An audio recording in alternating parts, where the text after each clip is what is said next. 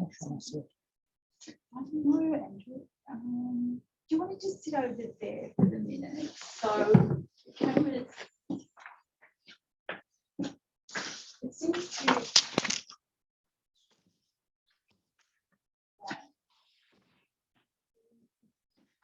Why is it up so high?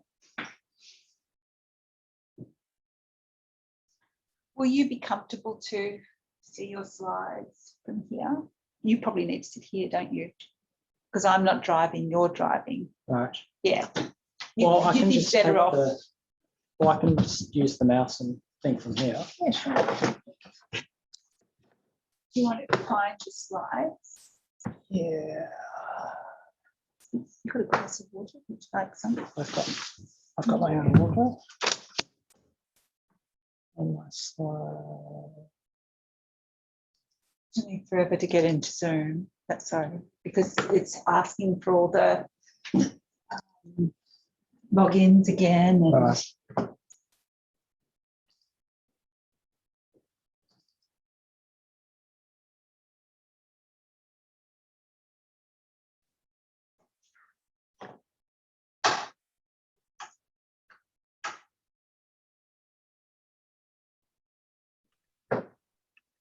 hello, Christy. Hello. Hello, Andrew, and hello, Robin. Hello. Hello, Christy. How are you both? Great. Oh, well. We're here in real life Oh. together. Two people. IRL is I've been in real life for a few meetup things now. We just have to hang out with you all in real life soon too. Yes, you will. Queenslanders. I'm getting a bit sick of all the Queenslanders.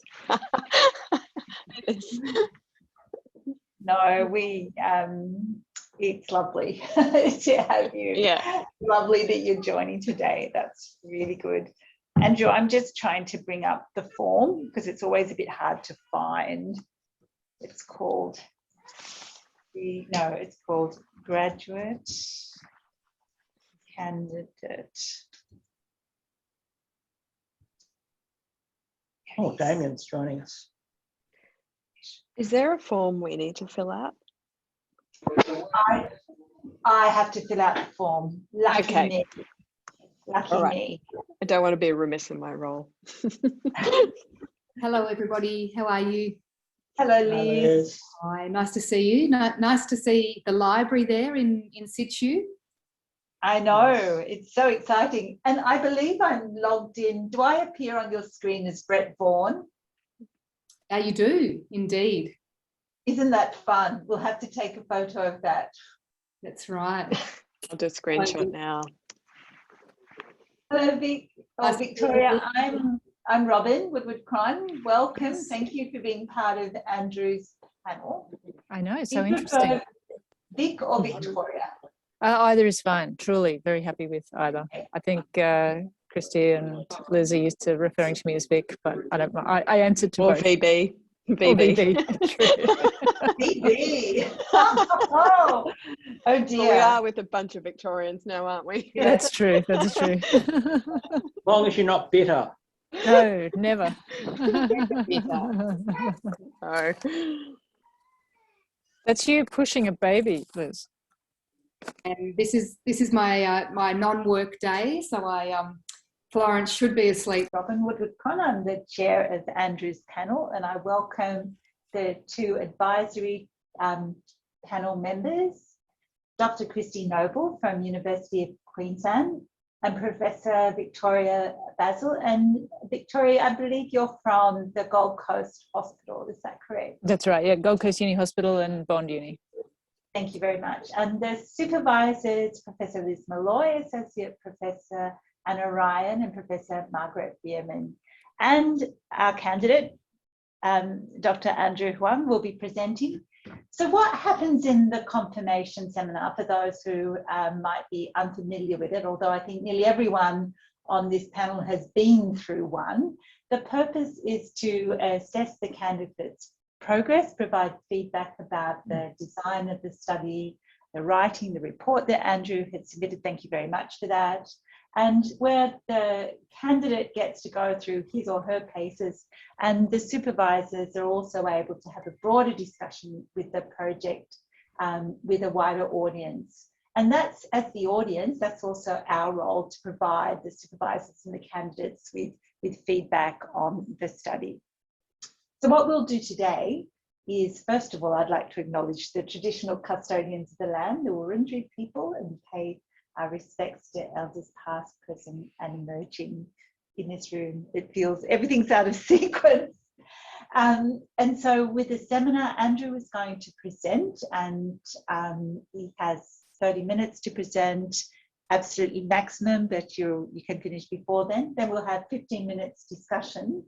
And those who aren't part of Andrew's panel, I'll ask to leave. And then we have the meeting where we provide feedback to the candidate and fill out the completion report. And Andrew, with that said, over to you for your presentation, please. Okay, so Michelle, have you got it set up so that I can share screen? And sorry, I was on mute. You should be able to go ahead and just share your screen, Andrew. That should work fine. Yeah. Okay, so if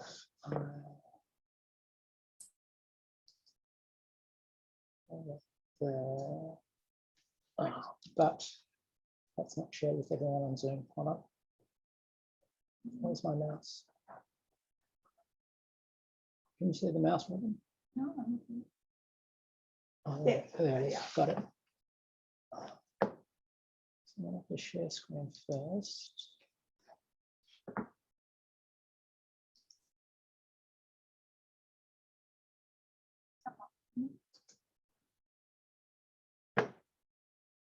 Sure.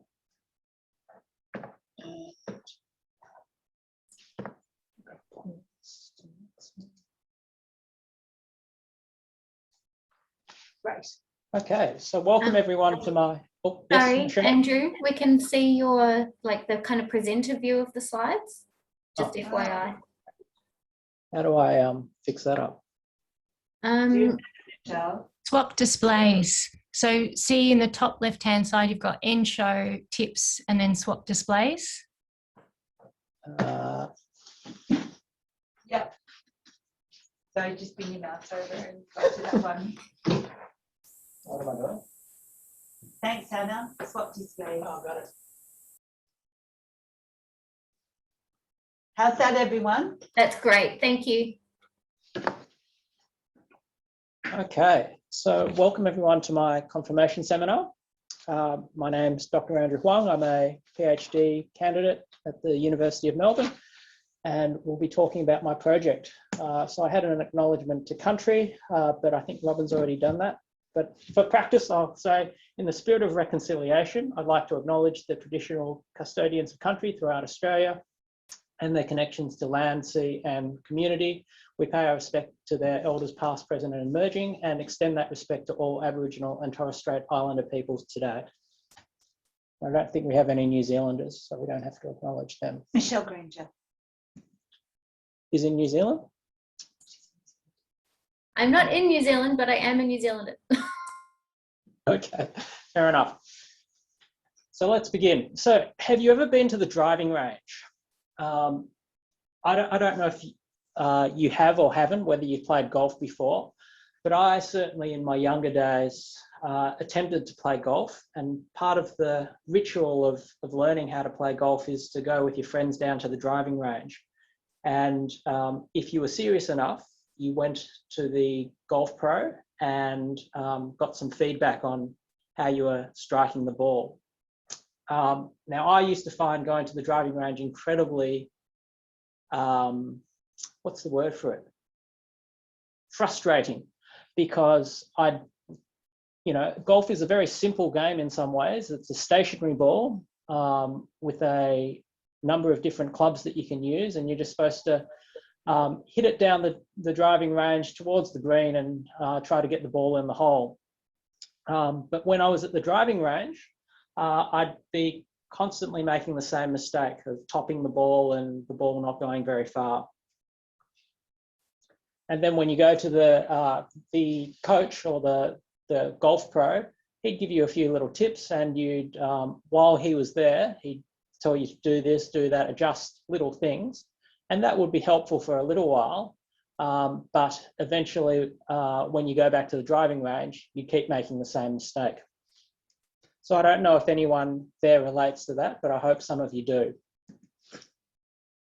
So my question sort of invokes that experience. So how does using video of clinical practice influence learning conversations in postgraduate medical education?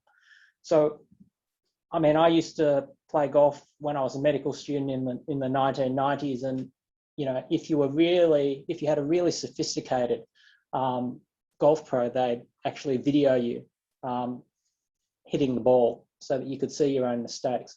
And the same sort of thing or idea underpins my PhD. So what is a learning conversation? So this is a paper by Tavares et al., which was published in 2019. And Tavares et al. Basically tried to converge both feedback and debriefing literatures and defined a learning conversation as a dialogue informed by an educator's observations of a learner's behaviour in actual or simulated clinical practice, conducted with the intention of improving future performance. Now, learning conversations take place in clinical settings. What's supposed to happen is a clinical encounter is observed by the coach. The coach can be the supervisors, i.e. a consultant. In the case of more junior medical staff, it might actually be the registrar. In the case of medical students, it might be the intern observing that performance. And then a learning conversation might take place based on the coach's observation of the clinical encounter. But what is espoused as a learning conversation, the dialogue between the two parties that is envisaged by educationalists isn't always enacted as one. So workplace-based assessment is potentially not being used well for either feedback or assessment, neither for the formative nor the summative purposes of workplace-based assessment. Trainees also put on their armour and they tend to hide their weaknesses, perhaps to the detriment of their professional identity formation, and that was noted by Sawatsky et al. In a paper from last year. Learners can be disengaged and feedback can be given as an assessment message rather than being enacted as a dialogue where the two discuss the performance. And so the question is, how can trainees be given more agency in the conversation? So part of the solution that's proposed is that assessment and coaching be separated. So Cavalcanti and Detsky back in 2011, Stone and Heen, and more recently Brand et al. In 2020, talking about driving test versus driving lessons, talked about separating the two things. But then the question is, what is coaching? And so I've adopted the definition that coaching is a relationship in which coaches work with coachees to facilitate experiential learning and improve functioning and performance, often in the context of working towards specific goals, including the core assumption that people have an innate capacity to grow and develop, a focus on mutually agreed upon goals, and an understanding that the relationship is relatively equal and collaborative. So why should we use video for coaching at all? So this is a little a handout from the instructional coaching group. They feel that traditional training just isn't cutting it at all. They believe that instructional coaching is the best solution for promoting better teaching and better learning for students everywhere. And Ende, back in 1983, said that clinical skill is easier demonstrated than described. He equated it to ballet and said that clinical skills are best learned in front of a mirror. And my thinking is that we can use video as a form of a mirror. So in other fields, video has been used for coaching purposes. So in teaching, Hattie et al. And his meta-analysis of micro-teaching, which used video of teacher performance to improve skills, found that it was helpful. Knight, who is the leader of the instructional coaching group, has written a whole book on the subject of using video to improve teacher performance. In sport, Bennett has reported its use in the academic literature. I think he was studying coachees who were using video to improve their performance with, I think it was Aikido, so a Japanese martial art. And it's also been used in the sporting realm to improve coaching performance. And I think Wadsworth et al. Was from the context of Australian rules football. So video and coaching in medicine, the evidence has been mixed. When it's been used for simulation, so it has been used in simulation, it's been used in surgery, and it's also been used for improving communication skills. It's been used in enthusiastic pockets around the world where the culture in the hospital or the clinic or within that community of practice has enabled its use. But the results have been mixed, as I said. So there have been a number of meta-analyses in the simulation literature, which has shown that it hasn't. So comparing video-assisted debriefing compared to debriefing alone has shown that there hasn't been any, with the metrics that they use, there hasn't been a definite improvement or a statistically significant improvement. But further studies actually in the simulation literature from last year are starting to question that stance. My question is that we're not sure what influence video is having on the learning conversation. And that leads to my research question.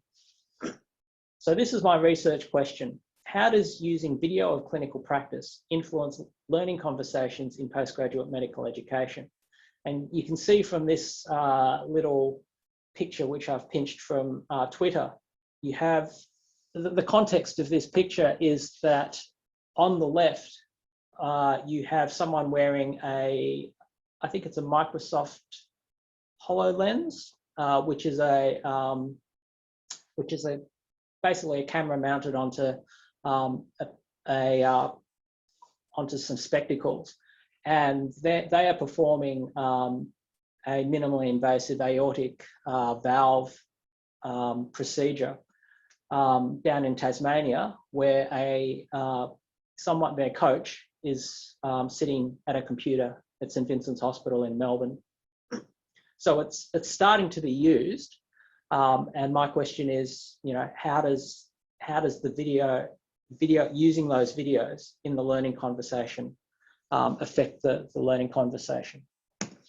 So this is the outline of my my study. So paper one is a scoping review, which asks, what do we know about the use of videos of actual clinical practice for learning conversations in postgraduate medical education? And then paper 2A and 2B are going to be a qualitative study which looks at how does video of actual clinical practice influence the learning conversations themselves. And we'll go through the methodology in the subsequent slides. So paper one, this scoping literature review. We've outlined the question already. The methodology that I'll be using is scoping literature review methodology based on Arksey and O'Malley. The search domains using the population concept and context model, which I think is outlined in TRICO from JBI, is that the population will be postgraduate doctors, the concept is using video of actual clinical practice, and the context is learning conversations. And I've searched for databases, Medline, Embase, ERIC, and PsycInfo. So the preliminary results is that I'm up to the full text review, and I've whittled it down to 25 papers for data extraction before the hand search, which will add in a few more papers, no doubt. Paper 2 and 3 is in-depth qualitative study of coaches and coachees. So the research question is, how does using video of actual clinical practice influence learning conversations in postgraduate medical education? I'm going to be using constructivist grounded theory based on Shamaz and Belgrave. In terms of the recruitment and sampling, it will be a personal approach via email or social media, identifying people from the literature who've used video for coaching. And then we'll use opportunistic snowballing from there. I'll be only interviewing people from English-speaking countries. So interviewing coaches and the doctor coachees with the lived experience of using video of actual clinical practice in a learning conversation. I'll be targeting 2 groups, those groups which have used the video for behavioural skills, such as communication, and those who have used it for procedural skills, so surgery, gastroenterology, endoscopy, those type of things. And I will continue sampling until information power is reached. So the way the semi-structured interviews will work is that it will be via phone or Zoom. There'll be no face-to-face contact, and audio recordings will be transcribed and coded. So this little diagram here just shows, can I see, where's my thing? I don't know if the audience can see my little cursor. But when the learning conversation takes place, you've got a coach and a coachee, and I will be interviewing or trying to interview separately the coach and the coachee about their lived experience. So my progress to date, there's been a significant change in the research focus and methodology over the past 12 months. So previously I had planned on focusing on workplace-based assessment as the context for my research. But given the face-to-face restrictions due to COVID, I've pivoted my research towards the coaching literature and interviewing people who already have the lived experience of coaching. My personal learning and my worldview have also subsequently shifted, especially with regards to assessment and separating assessment and coaching. My academic writing, I hope, has improved. I've certainly, whilst there hasn't been any specific PhD specific research outputs with regards to my writing, I've written a number of BMJ rapid response letters to the editor, which have been published on the BMJ website. I've written a creative piece regarding organ transplant and the experience of the anaesthetist in that, and have consciously worked on my academic writing by reading a number of different things, like the book pictured here by Groff and Birkenstein, They Say, I Say, reading Lorelei Lingard's perspectives pieces on academic writing, and also I think there's a book by Zinsa, called On Writing Well. Ethics committee has approved my project for data collection, and my literature review has progressed well as in addition to that. So that's my progress today. What's happening there? Adobe's saying something. Not download, no, the red one. I can't see from here. Yeah, Close. Yeah. Phew. Okay, this is my proposed schedule, which you may or may not be able to see. So after we're done with this confirmation seminar, I'll be focusing back on the literature review and trying to get that published in the second half of this year. I'll begin recruitment for the study, and I've got a few people in mind to pilot test my semi-structured interview on. These are people who won't meet my inclusion criteria, because I'm not going to be interviewing anyone where there's a potential power differential between myself and the interviewee. So I'm specifically excluding people who work within the hospitals that I work in as trainees, and excluding people who are ANSCA and FPM trainees. FPM is the Faculty of Pain Medicine. These are the references to my slides.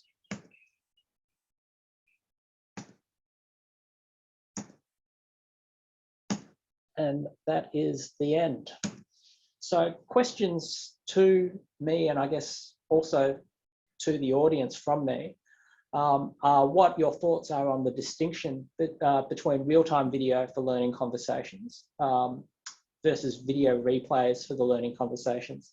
So real-time video, I've noticed in the literature, there are at least 3 articles that I saw where anaesthetists or emergency medicine physicians or neonatologists were using real-time video from video laryngoscopy to coach their trainees, and they were finding that it was that the success rates were increased.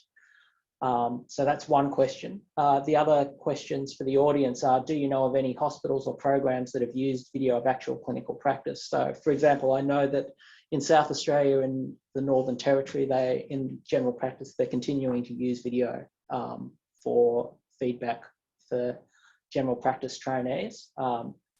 And then there's a number of surgical programs and general practice programs overseas that are using it.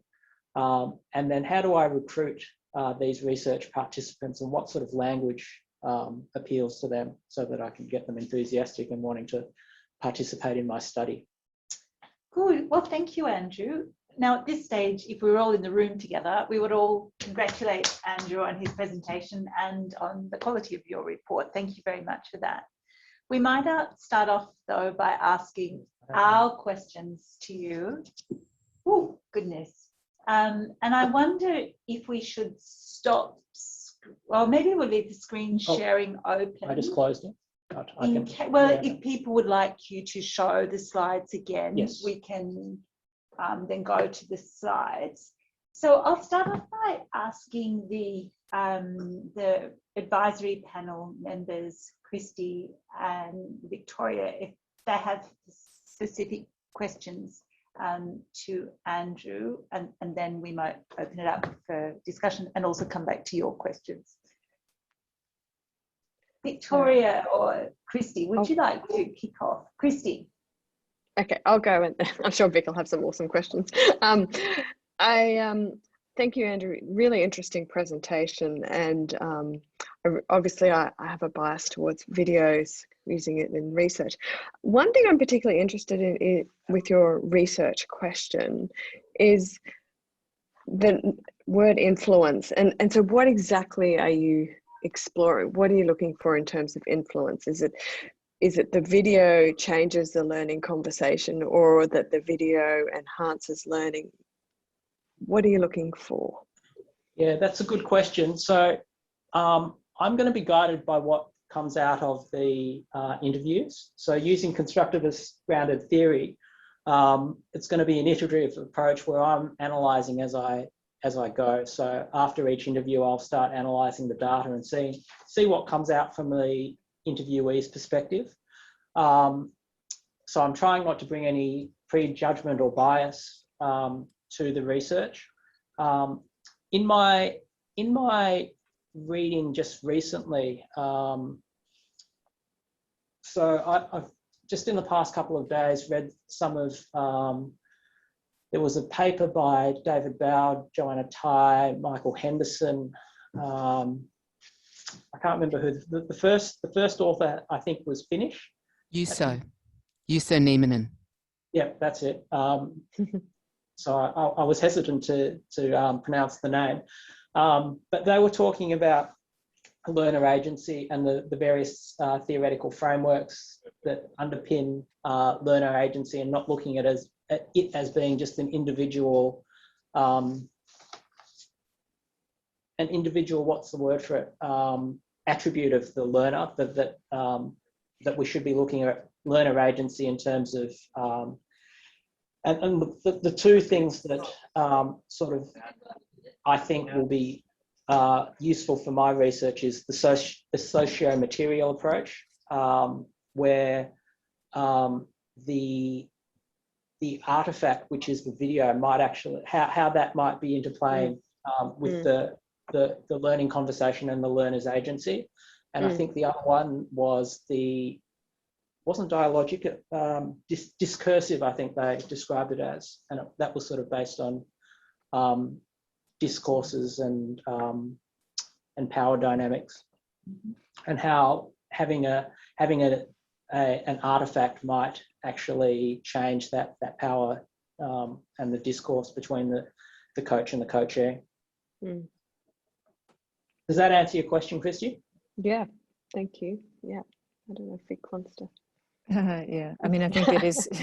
I would sort of add to that, and I suppose maybe your semi-structured interview guide might be helpful here as well, which I'm sure you had to put together for your ethics. So it's not just a blank slate of wondering about influence, but you probably did have to pre-nominate some at least broad things you were going to be asking. Is that fair? Yes. So the semi-structured interviews, the schedule was sensitized by Watling and Ladonna's paper from last year on the philosophy of coaching. And they found three themes came out from their research. I think one was the embrace of failure. One was that coaching was a developmental process, so that we're not the finished product, and they had a sort of shared understanding of sort of the destination and the goals.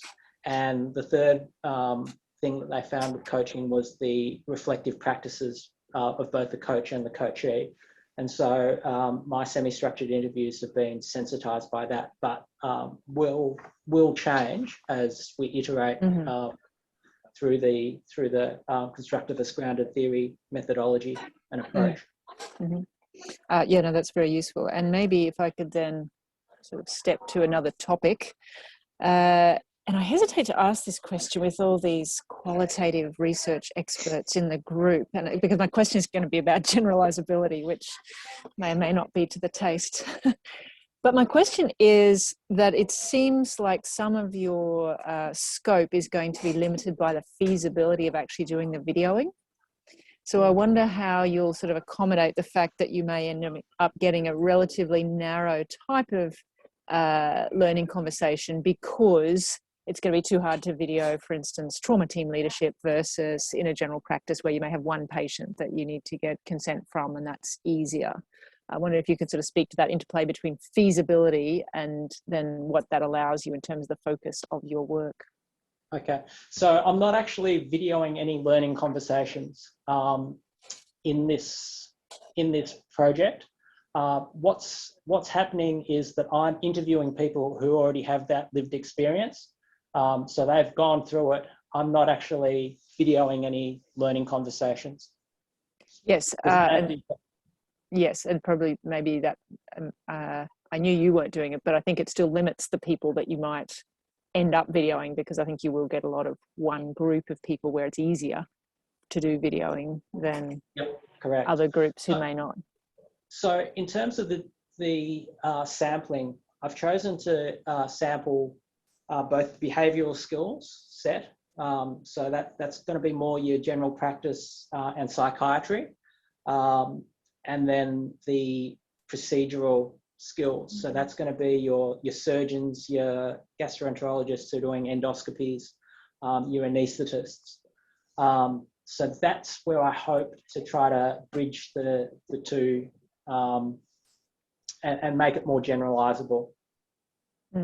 Okay, no, thank you.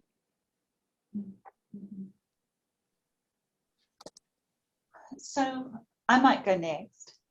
Andrew, in your reading your report, so I've had, and the panel have had the benefit of reading a more in-depth rationale and seeing the literature that you're citing. As I was reading it, I did wonder about your process of reflexivity and your engagement, and it would seem attachment to video. And I think we had this discussion previously, thinking about stepping back and looking at videoing for teaching purposes more critically. And I did wonder about, so that's a comment, that it still seems very positively regarded. So, for example, you talk quite a lot about actual clinical practice, and I don't need to tell you this as a non-clinician talking to a clinician, but I did wonder about the patient's voice there. So even if in communication, my area, to video sensitive conversations, that might be the worst moment in that patient's life, and someone will have a record of that. So in your, I guess it's not really a question, it's more a comment about the different perspectives. Yes. And not in the actual clinical practice, it's not just about the supervisor and the trainee. Yes, and I 100% agree with that. And in my original pre-pivot project, I was, what I came to realise, and this was after discussions with people like Damien and other supervisors, that like any technology, so video is just a technology, but like any technology, technology can be used for good or bad, but it's not neutral. And that quote comes from, I think it's Kranzberg, and he's got that's his first law of technology. And I acknowledge that it can be used, I think it can potentially be used as a tool of oppression in some ways. So I'm coming into it with an open mind. I noticed you quoted Pierre there. Yeah. Okay. Good. Can I open up to others on our seminar for questions, comments? There are some questions in the chat, if we can go to those, if that's okay. I'll need the mouse. So it's all right. I can go through them if that helps. So there's a reference there from Michelle, if I can just. Okay. Sorry. Yeah, because we might. Oh no. All right. Oh my lordy, no, we don't want that one. This one. Can I jump in and say I think the pertinent question was from Tim, the first question. Do you want to, I'm sorry, Robin, I don't mean to. No, thank you, Margaret. We're just getting used to this space again. Tim, would you like to ask your question? Sure. So, I mean, I guess, you've been thinking about this for a while, but I do wonder whether you are kind of missing a trick by not recording the learning conversations. And that does reflect my particular bias of being interested in people, what they actually do in particular. So if you could just respond to that, I guess. So what was the question, Jim? Is why are you not recording the learning conversations rather than people's recollections or perceptions of those conversations? I think so. In the original project, we were looking at recording those learning conversations in a workplace-based assessment context. And as I think I alluded to in the presentation, I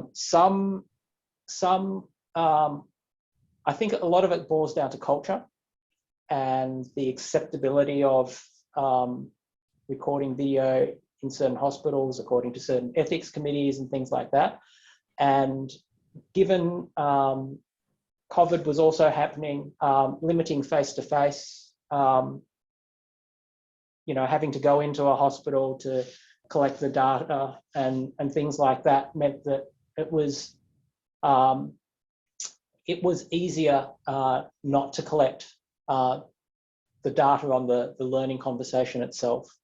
So there was, I guess it was partly logistical, it was partly cultural, because when I started floating the idea within my own department of anaesthesia about recording those learning conversations, I got immediate pushback from one of the supervisors of training, and the more senior of the three supervisors of training. So it basically was dead in the water within my own department. But there's a good comment and a helpful distinction for us here from Deborah, thinking about reflection in action, and reflection on the action is a nice distinction. We'll save the chat. Maybe we can discuss that with the supervisors, the recording of actual interactions, because I think it's going to come back, that question. Other questions for Andrew? I can't see everyone on screen, so sing out in case you have your hands raised and I can't see you.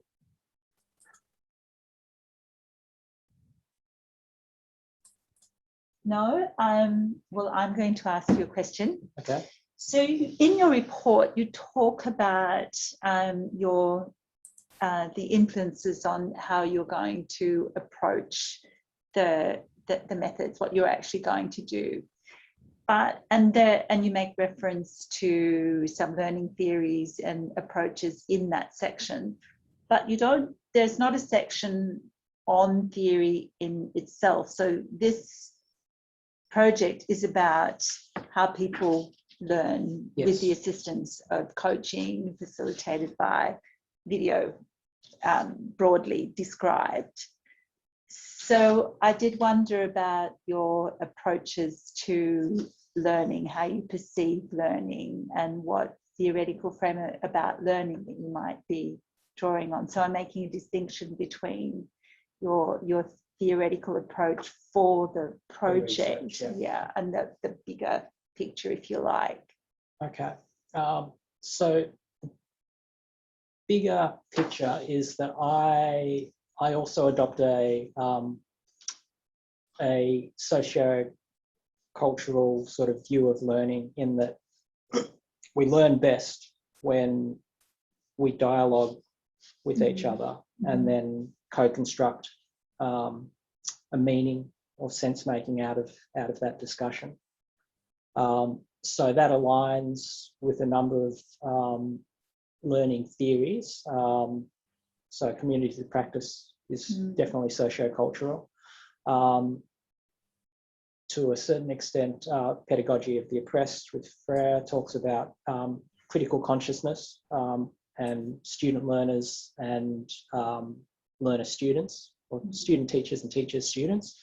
So learning from each other. So it's a very sort of flattened sort of hierarchy, which again aligns with that definition of coaching that I used, where the relationship between the coach and the coachee is relatively free from power differentials. So I guess what I'm looking for there is a deeper exploration of those theories about learning, and then thinking about how they might inform each other and what role will they play in the thesis. So has it informed your questions, or will it be more towards the analysis? And a deeper dive. So for that study too, that will be really important, I think, for the sense making. Other questions? I wonder, even just building on that idea and whether it might be helpful, Andrew, for the scoping review when you're collecting the data to capture what's the learning theoretical perspective used in the articles, if they do state it, that you include in your review, because then you can see all the different stances that they're taking, and that might then help inform how you think about your next study. Does that make sense? Yeah, that makes a lot of sense. I'm just reflecting on the articles that I've read, and it's been a while since because I've been concentrating on the report, it's been a few weeks since I read any of the articles. Of course. but I'm pretty sure that none of them state any. So. Yeah, it could well be a theory-free zone. Yeah. But that's quite illuminating. Most of the studies have been, very positive, positivist quantitative studies, where they're randomizing and collecting quantitative data. Great. So I'm just noticing that Deborah's responded to your question too. So you could bring up your questions again. We'll move all this out of the way. And Deborah's stated the responses to the coaching group rely on video replay. So your question was about where to contact people. So Andrew also asked on this. Don't leave them. Oh no, sorry. Got a few things happening here in the background. What are your thoughts on the distinction of real-time video for learning versus video replays? Yep, so that's reflection in action versus reflection on action. And then the final one we haven't really discussed about recruiting participants, but you would have gone through that in your ethics application. Yes, yeah, so you probably moved on from that final one. Any other comments or suggestions for Andrew?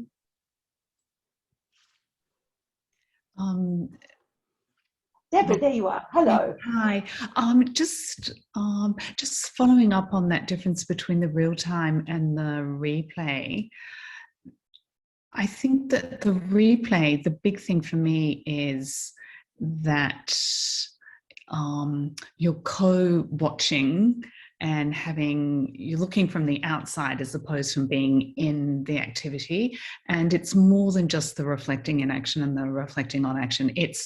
You're often doing that replay in a different space. You've removed yourself from the conditions of where the clinical, where the practice took place. So I just think that's, I think it's a really important distinction. The context and that. Can I ask so that you experts in simulation to put on your, simulation teacher, researcher lens, and would there be any additional comments that you'd like to make from those experiences of learning conversations or the debrief or that sort of thing? Anything else come to mind? It's Vicky. I'm happy to at least give an opinion. I think the research you found about video-assisted debriefing is probably not quite as useful as I think you've already identified here. I think there are some important differences, and I agree. I think some of the things that looked at were metrics that were probably not the same as what you're looking at, which is how does this influence? Whereas most of those studies, at least to my reading, were looking at does it make it better, which is obviously a problematic construct in a learning conversation.